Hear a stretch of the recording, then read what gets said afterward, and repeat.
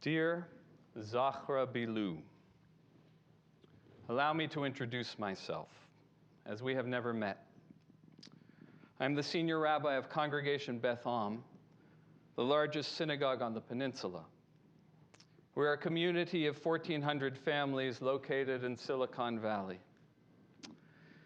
I'm writing in response to the disturbing, potentially dangerous, and certainly anti-Semitic speech that you delivered on November 27th in Chicago at an event hosted by American Muslims for Palestine. Much of what you said about Zionists has been said before. If you were to replace your repeated use of the word Zionist with the word Jews, your remarks reveal the dog whistle that you employed in a poor attempt to obscure classic anti-Semitic conspiracy theories. In this way, your speech, comprising well-worn anti-Semitic tropes, was nothing new. However, there was one creative component in your rhetoric of hate.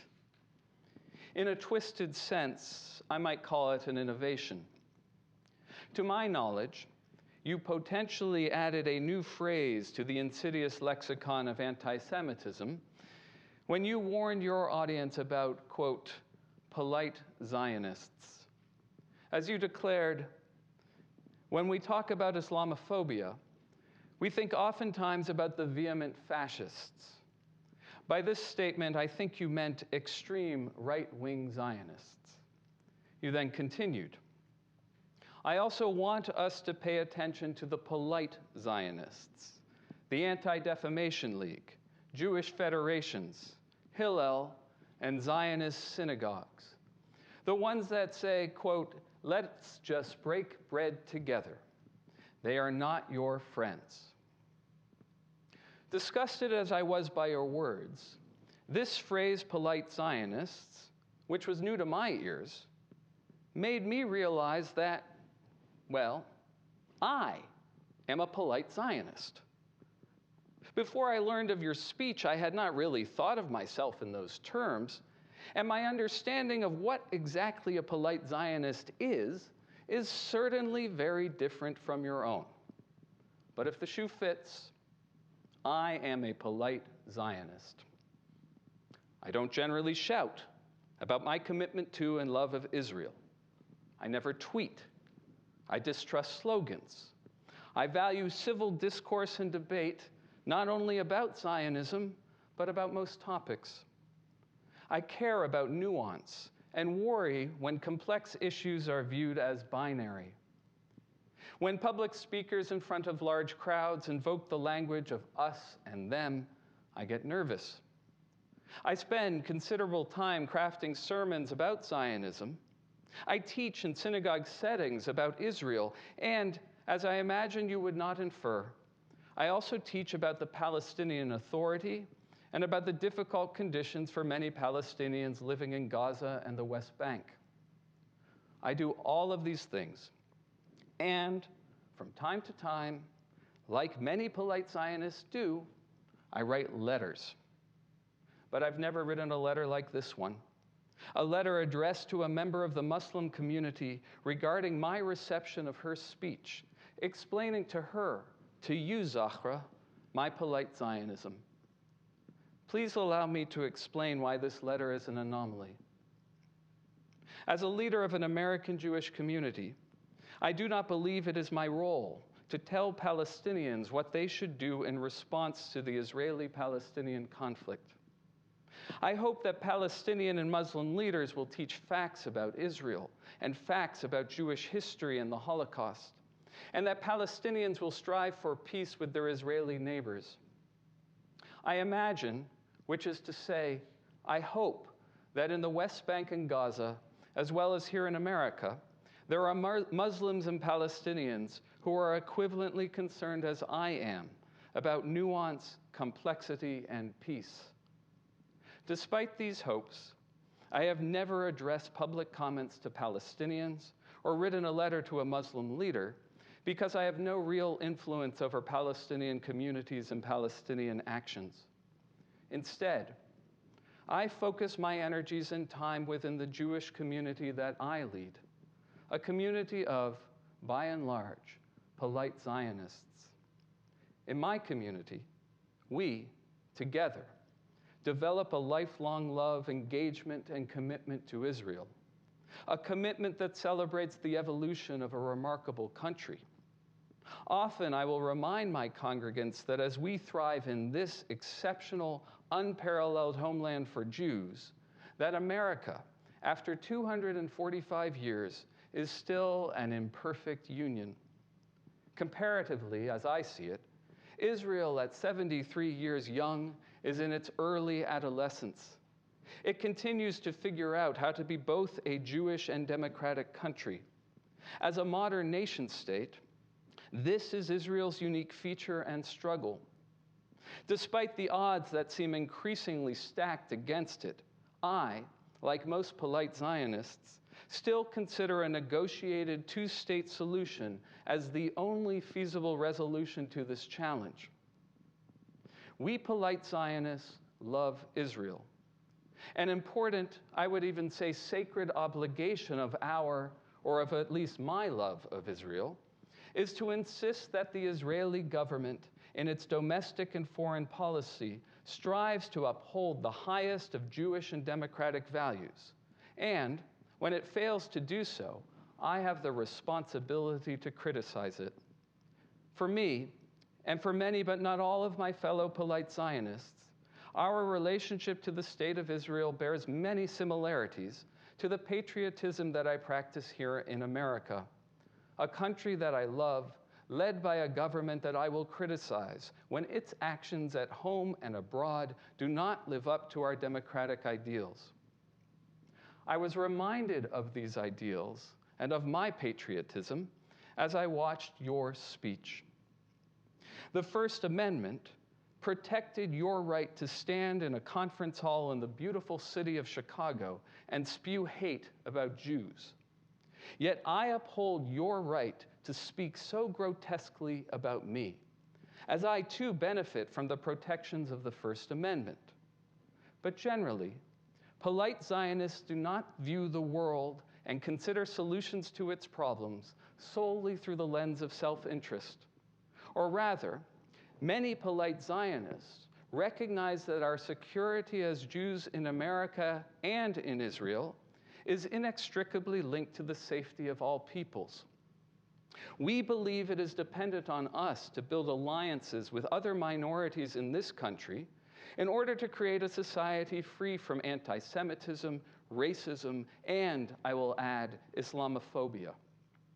I would hope that in your role as the executive director of the San Francisco office of the Council on American Islamic Relations, an organization that seeks to protect civil rights and to promote justice, that you would understand our common interests.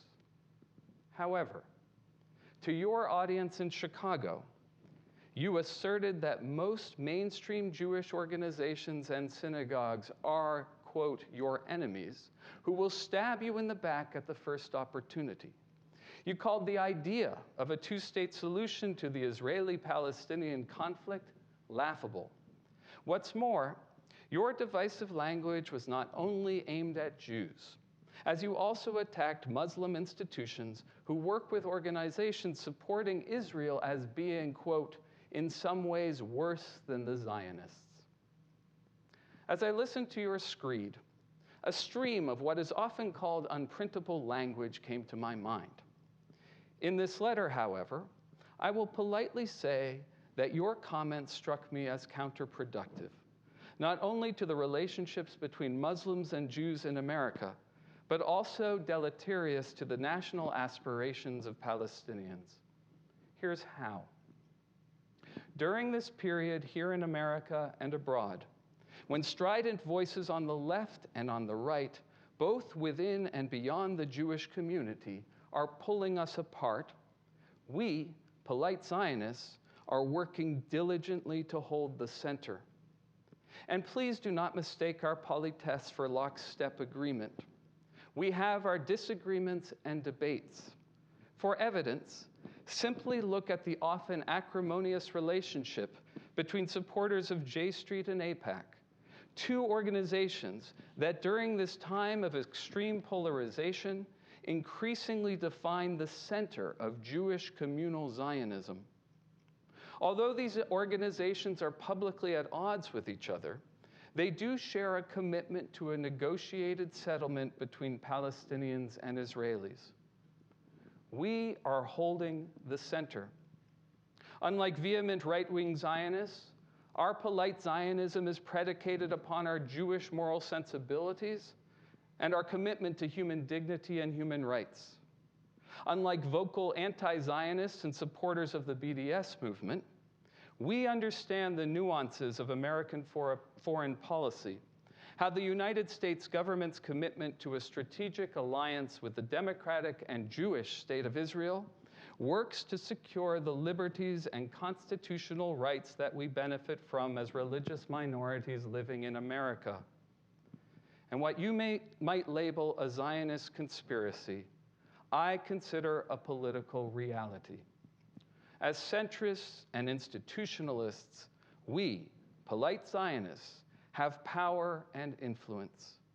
Furthermore, many of us polite Zionists are invested in the national aspirations of Palestinians, but not at the cost of Israel's security and its Jewish identity.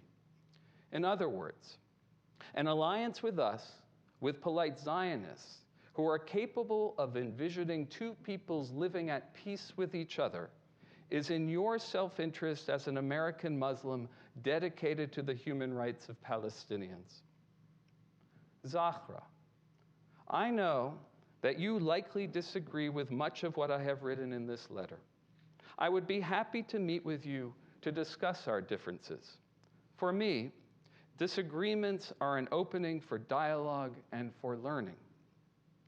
But there is one thing that I know we agree upon.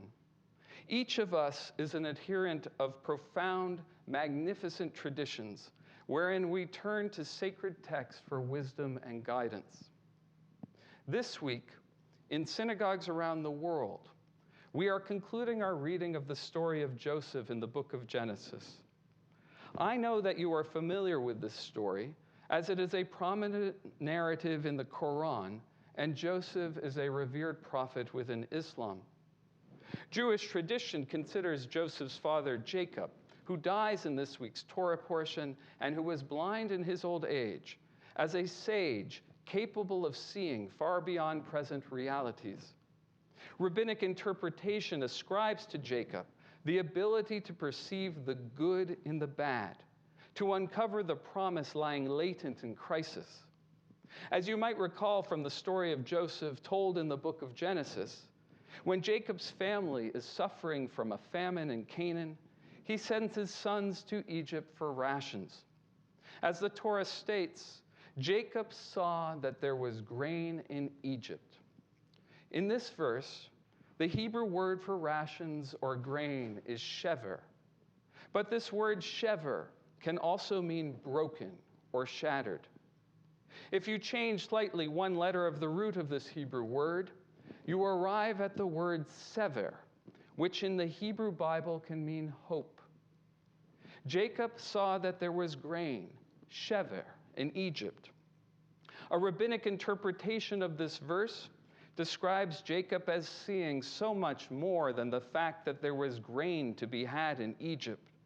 Jacob sees hope, sever, in the midst of brokenness. As this midrash reads, Jacob saw that there was shever, brokenness, which was the famine in Canaan. But there was sever, hope, that is the plenty, the grain to be had in Egypt. There was shever, brokenness, when Joseph was taken down to Egypt. But there was sever, hope, for Joseph would become a ruler that would save a nation.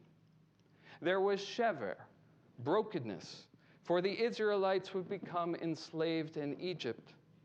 But even then, Jacob maintained hope, sever, for in the end, Jacob saw that the Israelites would go free.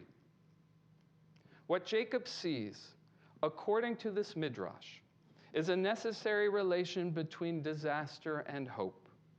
Jacob sees that when things fall apart, when there is shever, the opportunity for sever, for hope, arises.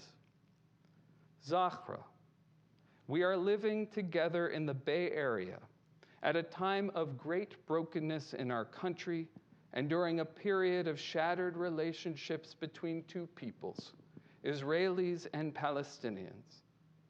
Can you not see that there is a famine in our land, that we are starving from our denial of each other's humanity, that we are all starving for empathy? In this period of profound shever, I address this letter to you, motivated solely by sever, by hope, for dialogue, for mutual understanding. And above all, I address this letter to you with the hope for peace.